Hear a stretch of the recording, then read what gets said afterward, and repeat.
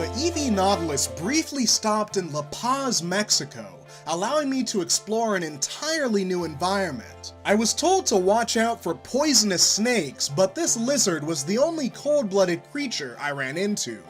On the other hand, I did run into a lot of cactuses, including one unlucky plant that fell victim to a roving fashion designer. I also saw several flowering plants that attracted the native pollinators.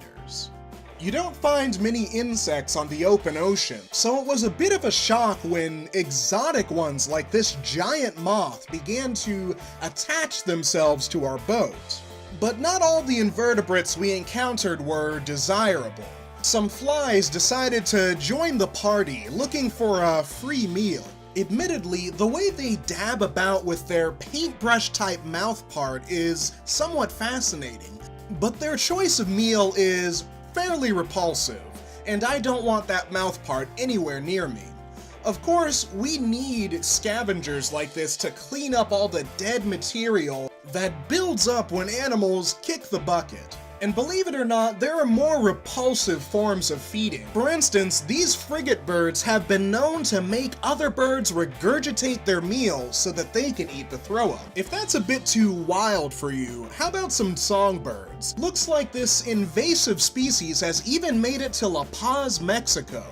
I also encountered plenty of pelicans, predators of all sorts of aquatic life, including these little crabs that were fairly uncooperative as I tried to take their picture underwater. They were a little bit more photogenic above the tide line. As long as they can keep their gills wet, they'll be able to continue breathing, although they're ready to jump back in at the first sign of trouble. Our time in La Paz was almost over, but I couldn't leave until I'd explored its algae-covered, underwater, microscopic world. Creatures ranged from tiny crustacean larvae to giant isopods, and home-owning amphipods constructing cocoons out of algae and other microscopic detritus. Oh, and I almost forgot, in La Paz you can also encounter plenty of stray dogs, but you probably shouldn't pet them. You don't know what sorts of diseases they might be carrying. Then again, they're pretty cute. That's about it for this week.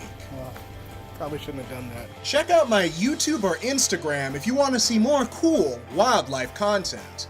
Otherwise, I'll see you guys next week.